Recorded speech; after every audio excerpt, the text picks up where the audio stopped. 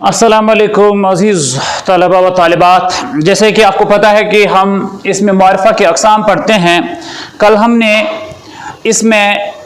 इसमें अलम और इसके अक़साम के बारे में जानने की कोशिश की कि इसमें अलम किसे कहते हैं, इसमें अलम की कितनी किस्में हैं।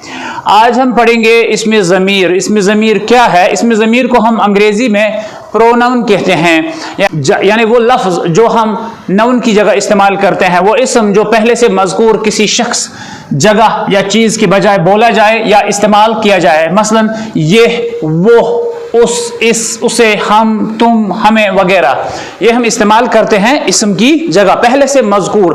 मिसाल के तौर पर हम बातचीत करते हैं आम बोलचाल में, जब हम किसी से बात करते हैं कि हम किसी चीज़ के बारे में बात करते हैं, हम किसी शख्स के बारे में बात करते हैं, हम किसी जगह के बारे में बात करते हैं। गुलमर्ग एक खूबसूरत जगह है, हम रोज़ाना हम हर साल वहाँ जाते हैं, हम हर साल वहाँ जाते हैं। ये जो वहाँ है ये हमने गुलमर्ग के लिए इस्तेमाल किया है। इसी तरह अली एक अच्छा लड़का है, वो रोज़ाना स्कूल जाता है, वो रोज़ाना स्कूल जाता है। कि फातिमा एक अच्छी लड़की है, फातिमा एक अच्छी लड़की है, वो रोज़ाना स्कूल वक्त पर पहुंचती है।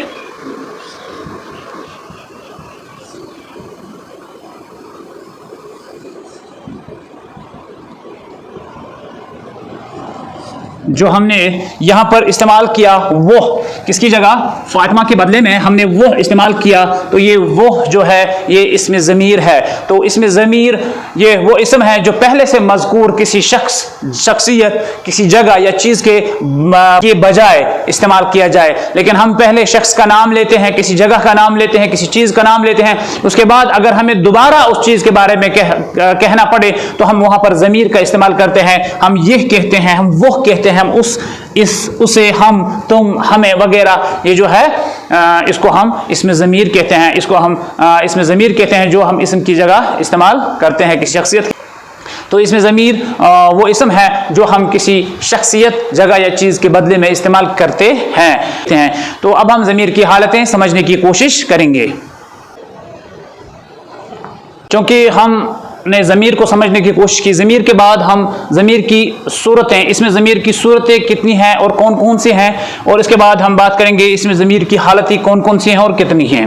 इसमें ज़मीर की जो सूरतें हैं वो तीन हैं: ज़मीर गायब, ज़मीर हाजिर, ज़मीर मुतकल्लम। इंग्लिश से थोड़ा सा डिफरेंट है। इंग्लिश में हम फर्स्ट पर्सन पहले पढ़ते हैं, सेकंड और थर्ड पर्सन बाद में पढ़ते हैं, लेकिन यहाँ पर थर्ड पर्सन पहले पढ़ा जाता है। ज़मीर गायब, ज़मीर हाजिर और ज़मीर मुतकल्लम। ज़मीर गायब हो गया थर्ड पर्सन, ज़मीर हाजिर हो गया सेकंड पर्सन और ज़मीर मुतकल्लम हो गया फर्स्ट पर्सन। ज़मीर गायब वो ज़मीर है जो किसी ऐसी शख्सियत के लिए इस्तेमाल की जाए जो सामने मौजूद न हो, बल्कि गायब हो, सामने मौजूद न हो लेकिन उसके बारे में बात की जाए।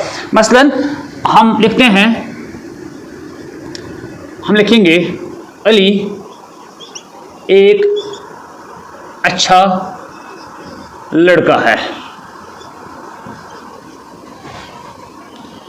वो रोज स्कूल जाता है,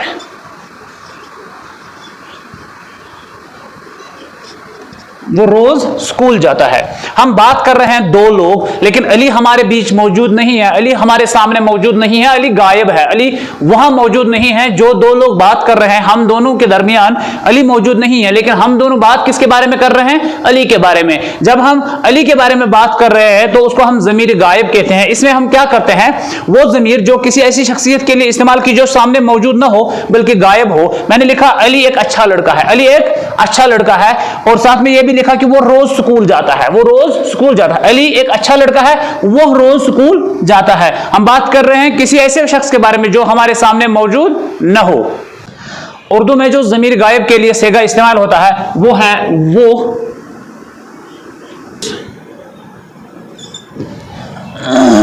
वाहिद गायब के लिए वो, उन्हों, जमा गायब के लिए वो हम इस्तेमाल करते हैं वो और उस हम वाहिद गायब के लिए इस्तेमाल करते हैं, लेकिन साथ में वो और उन्हों हम जमा गायब के लिए भी इस्तेमाल करते हैं। यानी वो जमा गायब के लिए भी इस्तेमाल होता है, वो वाहिद गायब के लिए भी इस्तेमाल होता है। यानी अगर उस एक शख्स के बारे में, किसी एक शख्स के बारे में हम बात कर रहे हैं जो गायब है और हमारे सामने मौजूद नहीं है, हम उसके लिए भी वो का सेगा इस्तेमाल करते हैं। और अगर बहुत सारे लोगों के बारे में हम बात कर रहे हैं, वो सामने नहीं है, तो उनके लिए भी हम वो या उन्हों इस्तेमाल करते हैं। तो यहां पर ये इस नहीं है, ये उस है। तो इस तरह से ये हो गया ज़मीर गायब। अब हम बात करेंगे ज़मीर हाजिर की।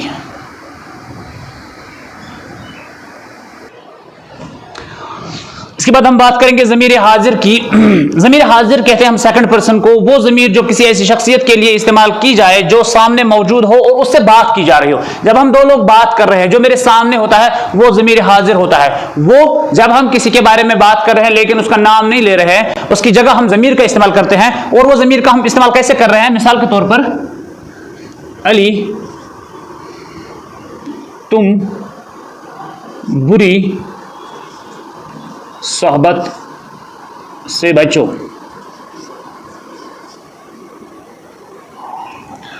अली तुम बुरी सोहबत से। ज़मीर के लिए जो दूसरे से इस्तेमाल होते हैं वो है तुम, तू, आप वगैरह।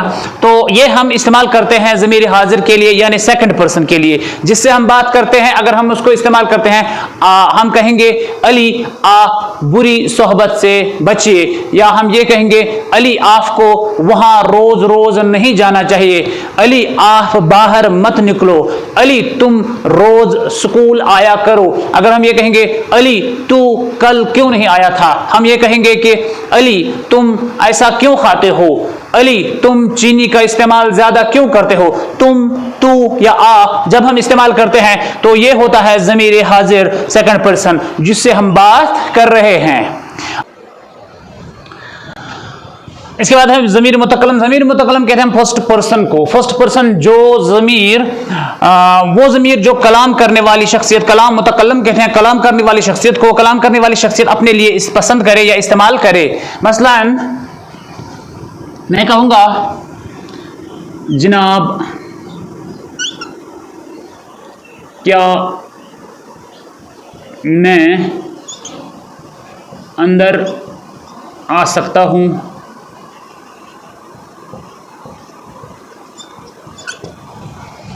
इसके अलावा हम लिख सकते हैं हम सब लोग स्कूल इकट्ठे जाते हैं।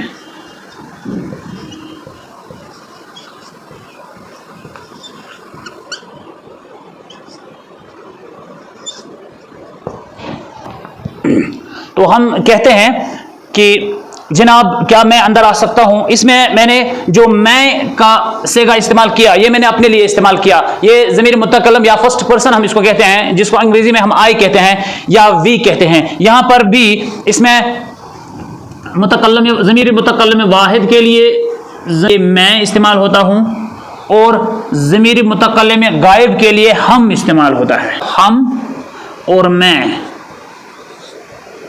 ये दो चीज़ें इस्तेमाल होती हैं ज़मीर मुतकल्लम के लिए। तो ज़मीर मुतकल्लम में ये वो ज़मीर है जो कलाम करने वाली शख्सियत अपने लिए इस्तेमाल करे, जिसमें हम कहते हैं कि मैं या हम सब लोग स्कूल इकट्ठे जाते हैं, या मैं कहूँगा जनाब क्या मैं अंदर आ सकता हूँ।